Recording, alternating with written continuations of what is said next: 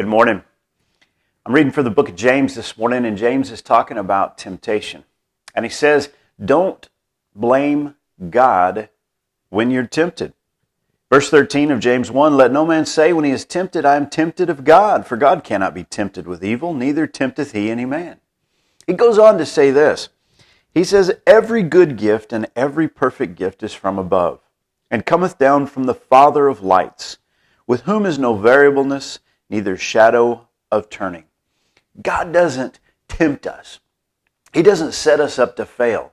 He doesn't cause us to sin. I've seen people before who they like to try to blame God whenever they do something that's wrong. Well, James is telling us, whatever you do, don't do that, because God doesn't tempt us to sin. God might test our faith, but He's not tempting us to sin. Instead, He is the Father of lights. Now think about it. The sun hasn't come up yet this morning. There's a shadow cast across this part of the earth. As the earth is rotating around the sun, as the earth is spinning on its axis, things are changing. There's variableness.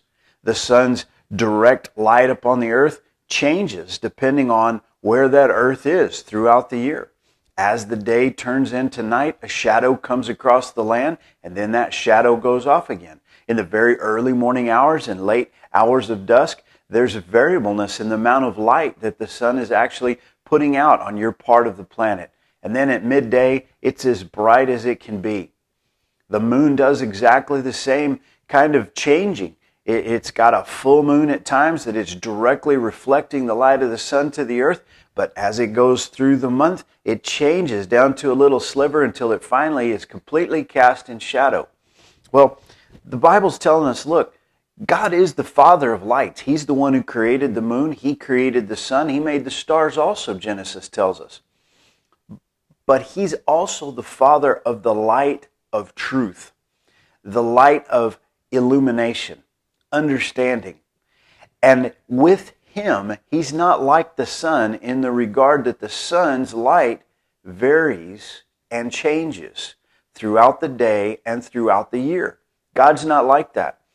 There is no variableness or shadow of turning with God. He gives good and perfect gifts. And so let's just praise Him today as we think about that. I want you just to think about your life for a minute. What do you have that you didn't receive?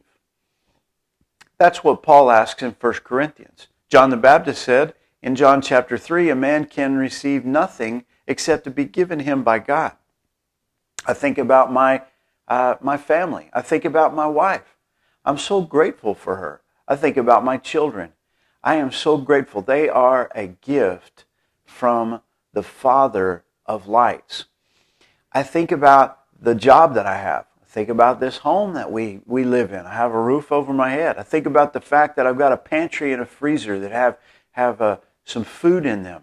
I think about vehicles that we're able to drive, the friends that we have. I think about our church and the ministry that God's given me. I think about my extended family, my folks, Wendy's folks, my sister and her family, her brother and his family, cousins, aunts, uncles, the sphere of people that God has surrounded me with, the fact that we live in the place that we live in.